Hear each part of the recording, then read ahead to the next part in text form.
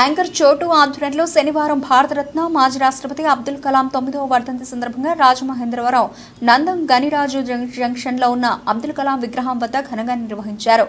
Jakkampudi Raja Gangireddy Aditya degree కళాశాల అధ్యాపకుడు Nageswararao, NSS program officer K Maheshwari, NSS వాలంటీర్లు, విద్యార్థులు పెద్ద సంఖ్యలో పాల్గొని అబ్దుల్ కలాం విగ్రహానికి పూలమాలలు వేసి ఘన నివాళులర్పించారు. ఈ సందర్భంగా జగ్గంపూడి రాజా మాట్లాడుతూ అబ్దుల్ కలాం అంతరిక్ష శాస్త్రవేత్తగా, రాష్ట్రపతిగా అత్యున్నత పదవులు అలంకరించినప్పటికీ నిరాడంబర జీవితాన్ని కొనసాగించి రాష్ట్రపతి పదవికి వన్న తెచ్చిన మహనీయులు ఏపీజే అబ్దుల్ కలాం అని, ఆయన జీవితం ఎందరికో స్ఫూర్తిని కలిగిస్తోందన్నారు.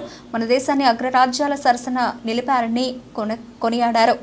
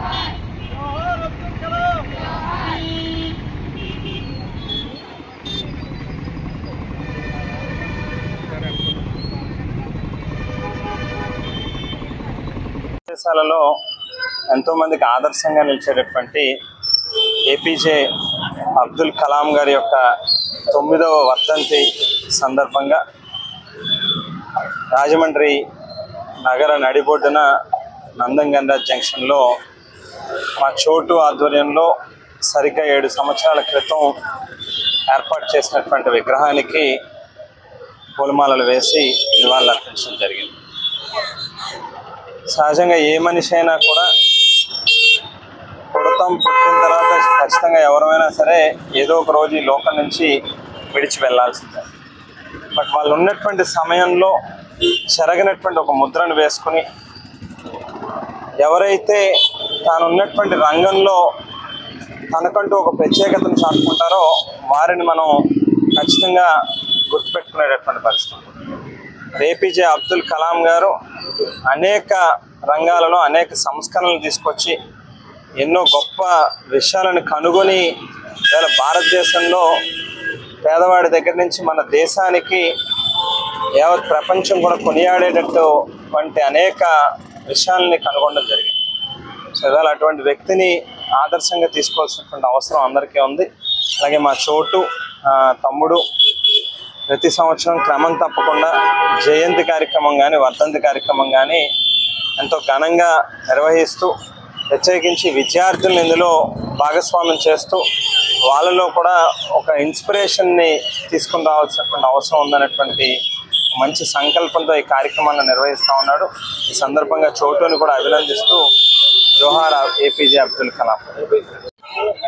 ఈరోజు మాజీ రాష్ట్రపతి, భారతదేశం ఎంతో గర్వించదగ్గటువంటి శాస్త్రవేత్త డాక్టర్ ఏపీజే అబ్దుల్ కలాం గారి 9వ వర్ధంతి సందర్భంగా వారికి నివాళులు అర్పించే కార్యక్రమం ఈరోజు స్థానిక నందం గనిరాజు జంక్షన్లో ఆంధ్ర రాష్ట్రంలోనే మొట్టమొదటి అబ్దుల్ కలాం గారి ప్రతిమని ప్రతిష్ఠించినటువంటి నా యొక్క చేతుల మీదుగా ఈ యొక్క కార్యక్రమం జరగడం అనేది నిజంగా నాకు ఎంతో అదృష్టంగా నేను భావిస్తున్నాను. అబ్దుల్ కలాం గారు ఆ పేరు అనేది ప్రతి ఒక్క భారతీయుడు కూడా ఎంతో ఆదర్శంగా తీసుకోవాల్సినటువంటి ఒక ఉన్నతమైన వ్యక్తిత్వం కలిగినటువంటి వ్యక్తి పేరు. శాస్త్రవేత్తగానే కాకుండా, రాష్ట్రపతిగానే కాకుండా ప్రతి ఒక్క సామాన్యుడికి కష్టపడి ఏ విధంగా ఒక స్థాయికి వెళ్ళాలి అనేది ఆయన జీవితం యొక్క మనందరినీ కూడా ఆ విధంగా ఆదర్శనీయంగా ఉంటుంది.